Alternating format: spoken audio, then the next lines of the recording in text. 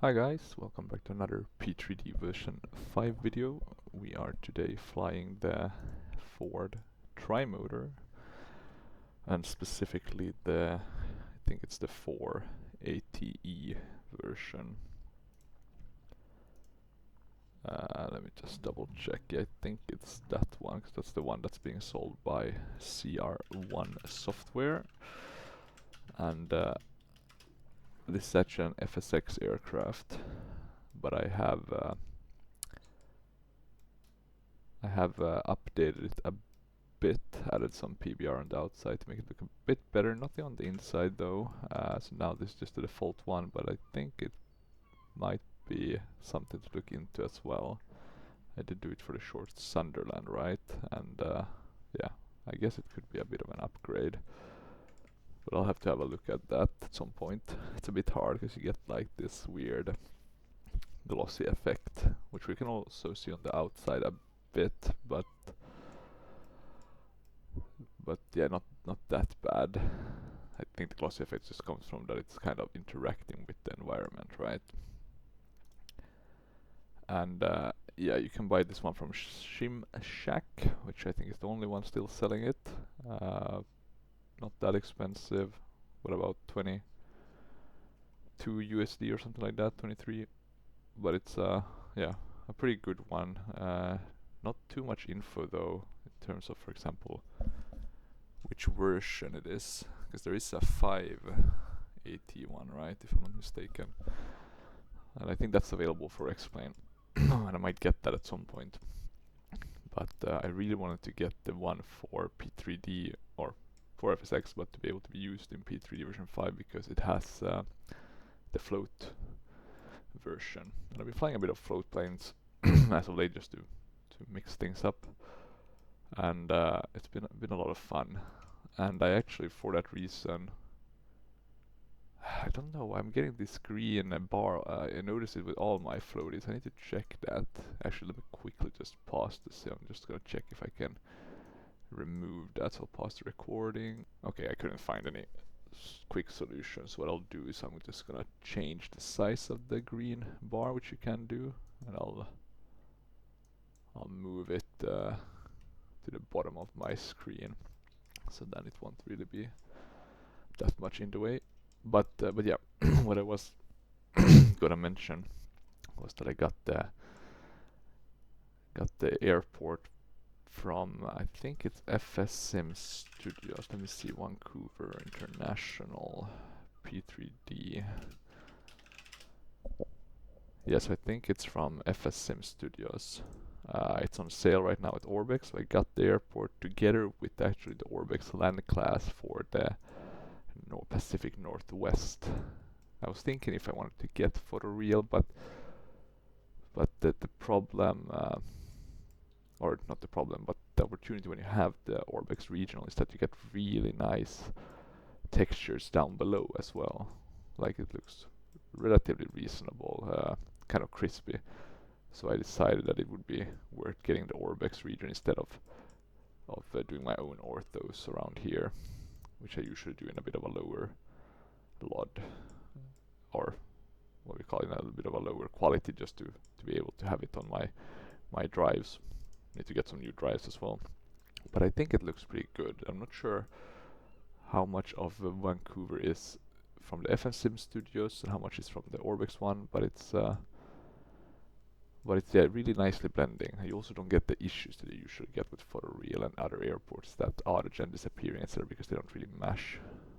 So that's one of the kind of key positive features of not using photoreal, unfortunately, in P3D. Even though it doesn't take that long, but you know, I bought some other airports as well on sale, and for example, fixing Pensacola with Orbix Through Earth, Florida has been a bit of a pain. Still don't think I've gotten it completely nice looking yet, but hopefully soon.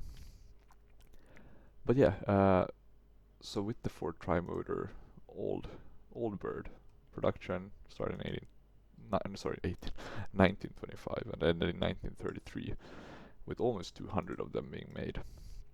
And this one is, I think, for the Royal Canadian Air Force. I think they used this one for it might have been spotting. Let me see, a Ford Trimotor. What's it like? RACF. Maybe they have some input, and I think also. I think for some, spotting activities and or scouting, and then for forest fires. Not sure if it was to put them out or rather just to kind of see where they were located. But so yeah, that's kind of very interesting. I don't think any of these float ones have Ford Trimotor float. I mean, there's pictures of it, but I can't see anything that looks. Yeah, it's a trip back in time, most of these pictures. So basically, there doesn't seem to be any living versions of the float plane version. The CR1-Software Ford Trimotor also have the normal one with the wheels, and maybe even the one with the skis, but I'm not sure. It is it's quite versatile in that way if you want to have a plane that can fly some different kind of operations. And it looks very good when you add the PBR, like even though it is let me see if I don't have any other viewpoints, but you can kind of see when I zoom in here with the normal one that it still looks pretty good. So that's very nice to see from a very old model. Not sure if let me see actually if SimShack states when it was released, but I'm gonna guess it's very old since it's also for Microsoft Flight Simulator 2004. So that's something interesting. But yeah, in terms of the aircraft, not too difficult to fly, at least what I've noticed. I don't think there's any payload manager, so I'm just going to put these down a bit. We're just going to do very short, brief sightseeing. I just want to show this one. It doesn't really have any radios or similar, so there's no kind of IFR flying capabilities. And we're not going to be using any ATC either, since well, it might actually work, but I'm not gonna test it with these seaplane, or what do you call it, airports at the sea. Some of them, or not some of them, but it feels like the ATC is not really meant to be used for these, and I don't think in reality either. I mean, landing on the water, there's no runways, etc. So I guess there's more kind of responsibility on the pilot. So yeah, no ATC is the conclusion of my ramblings in that regard. Parking brake, you see there's not that many controls. Fuel control switch going on. These are the starter switches. You can see we have the throttles, and this one is controlled on the water with the differential thrust. But interestingly enough, these ones, so these two, they seem to control the right one and the middle engine, while this one seems to control the left one. So yeah, not sure if that's just a miss on the end of the developer or if that's how it was, but kind of interesting. You have the primer, the magnetos. Here you can choose between the mixture from lean to rich. We have the master switch, so that's for the battery. And you can see there's some light from the navigation lights. We have the landing, or yeah, that's because those are on. If we close those, we don't have the navigation lights. You can also put on the panel lights, but yeah, not sure why that one is controlling the nav lights as well, but yeah, interesting. Fun fact of the day. I also think, let me see if there's anything interesting. Yeah, here you can choose between which fuel tanks. We can put both. This one is interesting, right? Nose up, nose down. So you have the trim here. So let's put a bit of elevator or pitch trim I will do the left fuel from both as well. Not sure if that's proper procedure, but we'll put that in. Not sure if this has any rudder. Let me check. Parking brake. Maybe not any rudder trim actually. In terms of the airport we are at, so this one is kind of an add-on to the FSM Studios Vancouver International. This is the Vancouver Harbor Flight Center. So there's a lot of these, the Havilland, what are they called? DHC3s, I think, these ones, and then the DHC6s, which you can see here with the 2 engines. So I guess a lot of sightseeing flights and or flying to the other seaports nearby or sea airports. Yeah, I think sea airports maybe. But yeah, that's about it in terms of the interesting facts and kind of the scenery that we're using, etc. Seems like a pretty nice day, potentially very low clouds, which you can see here already, so it's not maybe the best day to actually do this flight. Let's see how low we have to go, or how low we can go. We're gonna land back here, so yeah, nothing too fancy. We'll start the middle engine, and we can see it spinning. We wanna have a bit of thrust already. We can start the third and the first one. And as you can see, not really that advanced. It's an old add-on, right? But and some of them can be really good. I don't think this one is bad, but it's just not that advanced. I do wonder about the X-Plane version though. That's gonna be interesting if I ever get that one to see how it works in comparison. If it's more of an in-depth simulation. And let's also change, because I just realized that I was gonna fly with my joystick, but this one is actually a yoke-controlled aircraft, so I'm gonna switch to that. Let's see if I can do that smoothly. So we're kind of now just trying to get away from the bay area, or the harbor area. Let's see, tilt up. So this is the annoying part about chase planes. You can only have like one controller controlling the view. But there we go. And let's see if this one seems to work. And it's interesting because it's actually not a yoke. It's it's a steering wheel, right? I mean, the logic is the same though, right? A steering wheel can look like, or I guess the normal yokes are quite similar to, for example, the Formula 1 cars. Or the Formula 1 cars are quite similar to yokes. And then, yeah, so I guess there's some interchangeability in that regard. But okay, let's add some thrust from the left engine, so we get ourselves turning to the right instead of turning to the left.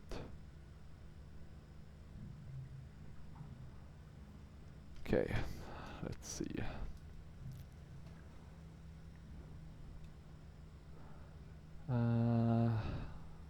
Might have to add a bit more. It's not always that responsive, unfortunately.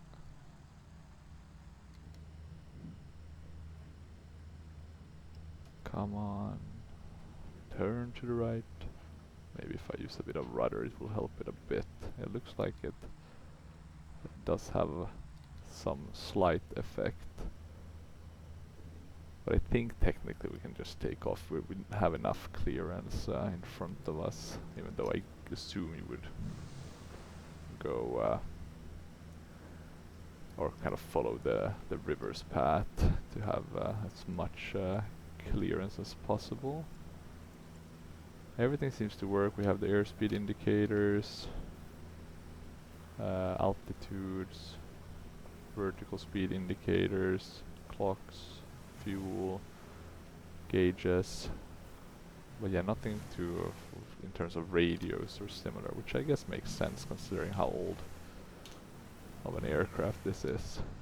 And there we go. That was quick. I want to look at that. That's always pretty cool when you see the AI aircraft. A bit more modern than this bird. But yeah, up in the air, kind of easily to control. Not sure about the flight model. It does seem to have some sluggishness built in, so that's good. And it does seem to... I'm not sure if it has its own sound. I'm gonna assume it does. Interesting though, because you have this red, I guess is the like maximum. I'm not sure about the tachometer in terms of RPM, how high you can go. I have the throttles full now, but I'm still not reaching that, so that's interesting. And I have the mixtures on 100%. But yeah, so we're climbing now. You can see that it's not true Earth just by looking here, right? It's not nearly as good looking as it would be otherwise. Even though with vectors everything is kind of placed correctly in terms of railway tracks, etc. But it's not the same good look. On the kind of positive note, you do get the buildings, right? There's no seemingly disappearing autogen, even though of course you could ask about these places, right? Why is there no railway stuff? But on the positive side of things, yeah, you do have all the buildings. You don't see basically too many of those. Well, here you can see we're kind of lacking some objects or similar, but nothing too bad. Also looks like the harbor area is kind of some sort of photoreal, so that's pretty cool. And downtown Vancouver definitely looks upgraded. I am gonna assume it might be FSM Studios adding that, but of course that's not a certainty.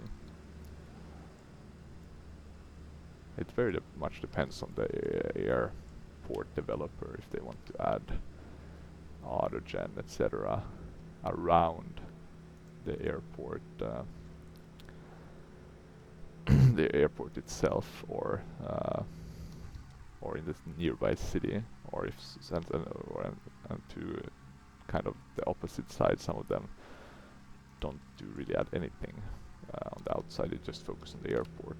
Both have its pros and cons. I guess where you have areas where there's really no other third party doing any sort of updates to the scenery, then it makes sense, right, to have the developer do it.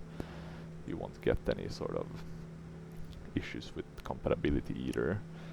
But then in those cases where you have, let's say, a cityscape or similar, then you could create some issues. What else? Yeah, funny with the magazine. Looks a bit more modern than the airplane itself, but I guess we're also flying in a more modern setting if we look around us. I mean, imagine this aircraft started being built 100 years ago. Totally different world. And we're gonna fly just quickly, I think, over Vancouver, and then we'll turn to the right and just head back to the airport.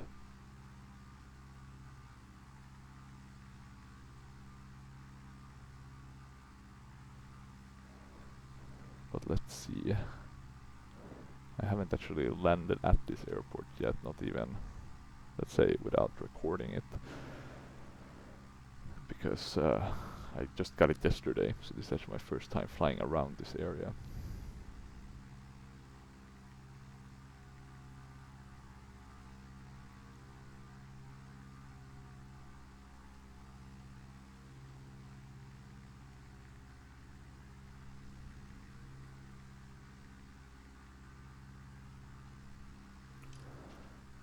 Let's see, it does look good. FSM Studios generally have a pretty nice scenery, I would say. Let's say if we should Or let's see if we should put the mixture a bit towards the leaner side. I don't think we want to climb too much more. We are kind of maintaining a nice altitude with a bit of climbing. Let's maybe not go completely over the airport. Don't want to cause any go-arounds. Or I guess it's only AI, so we can say F that and go straight across. But as you can see, it looks very nice and it meshes, or it's very compatible with surroundings, right? You don't see any autogen, any weird kind of things. It's photoreal here around the airport, so that's pretty cool. And that just generally looks very good. It's actually a very nice airport. If you want something, let's say $4 or $5 cheaper, you can get the what are those called? The GSX company. Let's see, Vancouver Prepar3d. So the one that's developed by FS Dream Team. Bit cheaper, or it's quite a lot cheaper when it's not on sale, the FS Sim Studio. But as long as the FS Sim Studio's version is on sale, I would definitely get this one because it just looks very good from above. Specifically if you have nice AI as well, as I have now with AIG. It's a very nice airport. I'm trying to think what airport this reminds me of. I was gonna say San Francisco, but it doesn't really go into the water, so not quite the same thing. But yeah, it's still a cool airport by the Pacific Ocean, or I guess technically it's not directly the Pacific, because you do have I think it's an island, right? Vancouver Island, right? That's the one that's blocking it, so you can't go straight, but almost. And here you could see a bit with here with the kind of compatibility things that I'm talking about. So that's just some light flickering. You probably can get rid of it, but it's not most likely not worth the effort. I usually don't, if that's the only problem an airport has in terms of compatibility, I kind of leave it. Okay, and we are dropping a bit in altitude because I decided to turn, which is why you should use the rudder when turning as well. Rookie mistake. In terms of flying this though, as you can see, now I'm flying it manually, but you don't really have any autopilot actually, so this is just kind of manual experience fully. Yeah, we should have the landing lights on as well. And I think these are the landing lights. Doesn't seem like they do anything during day, because they're probably from kind of the old version. Or in terms of old version in terms of how the light is done. So some of the older ones are done based on like textures. So it's a bit weird, like they're not. If you have like an aircraft that's Prepar3d version 5 native, it will look quite good, right? It will have the right kind of effects both during day and night based on kind of the Sims settings or how dark it is outside, but some of these older ones are just I guess solutions for the time they were, or for the sim they were being developed for, aka FSX, which had some limitations in that regard.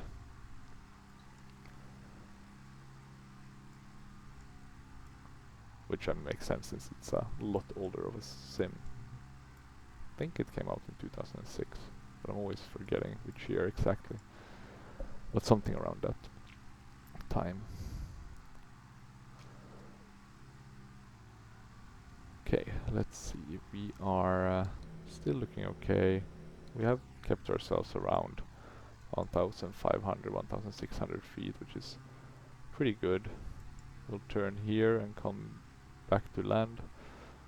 But yeah, as you can see here, it looks actually really good. This must be photoreal, is my assumption, because this actually looks nice.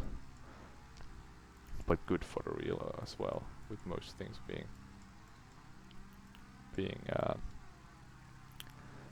autogen and not just being photoreal. But of course you can see houses that are not placed correctly, etc. So the downside, right? But nothing too bad. Okay, but let's throttle down a bit. We don't have any flaps, so it's a very old bird in that regard. You can see it also on the wing itself. You have the ailerons, right? And no flaps. So we're gonna throttle down.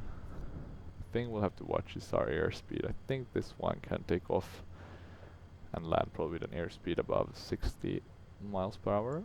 But we'll have to be a bit careful to not stall. But we also of course want to be able to descend and land.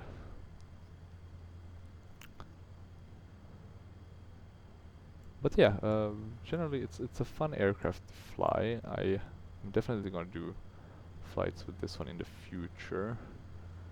Not sure if I'll feature it too much on the channel, just because there's nothing kind of interesting in terms of radio navigation or doing those sort of things. But it's a fun, like, you know, you can jump, do some sightseeing, and then land.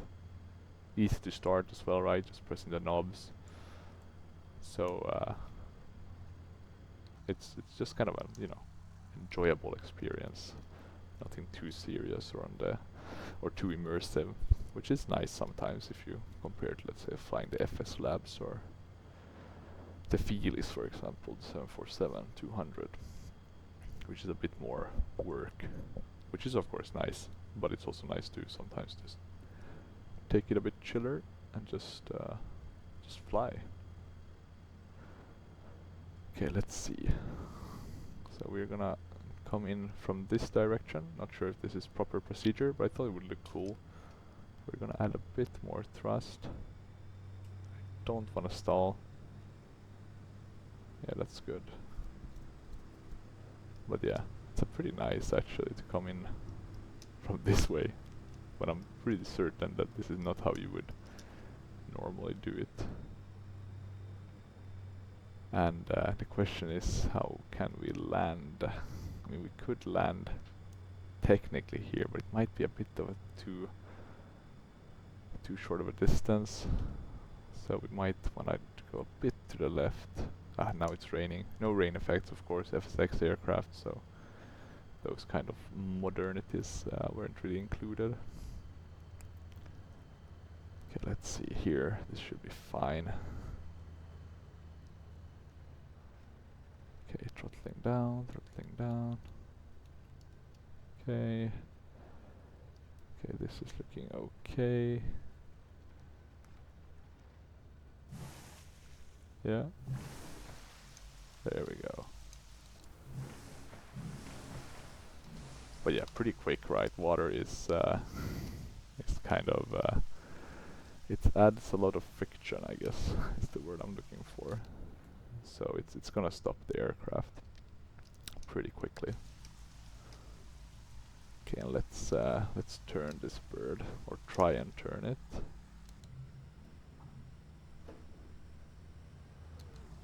I find it a bit hard to get the differential thrust. It works when we're talking like small changes, but now I'm adding a full thrust and I'm only getting like a slight turn to the right.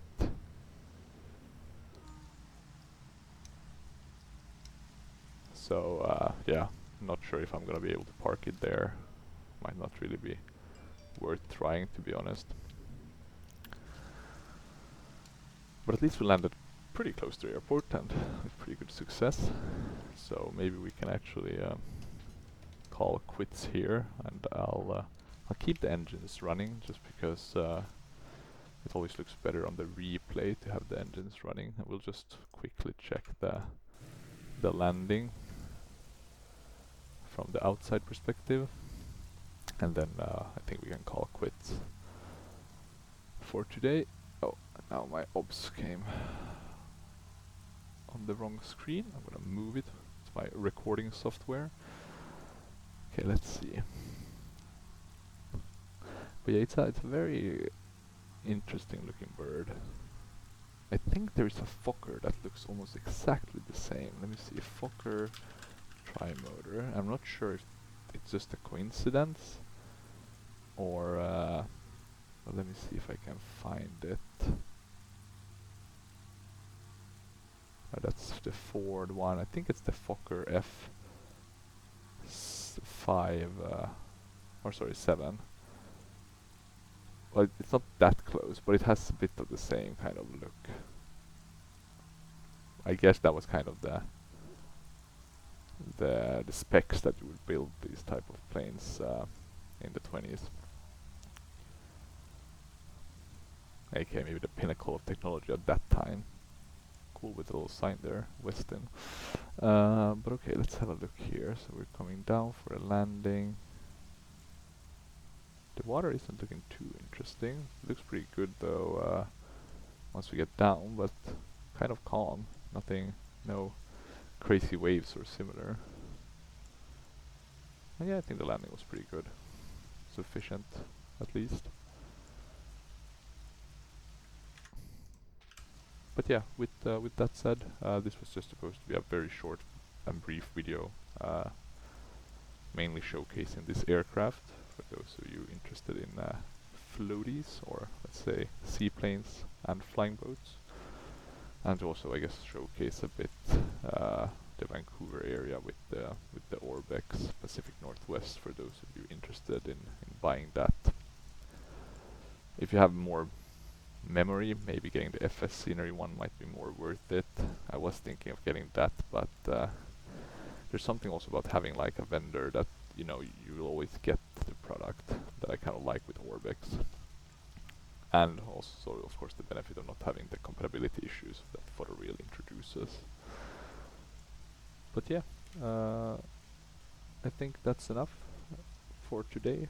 32-minute video about, so pretty good length. If you have any questions or comments or suggestions for next type of flights or planes you want me to try out, do feel free to leave it in the comment section, and otherwise until next time, thank you for watching and bye bye.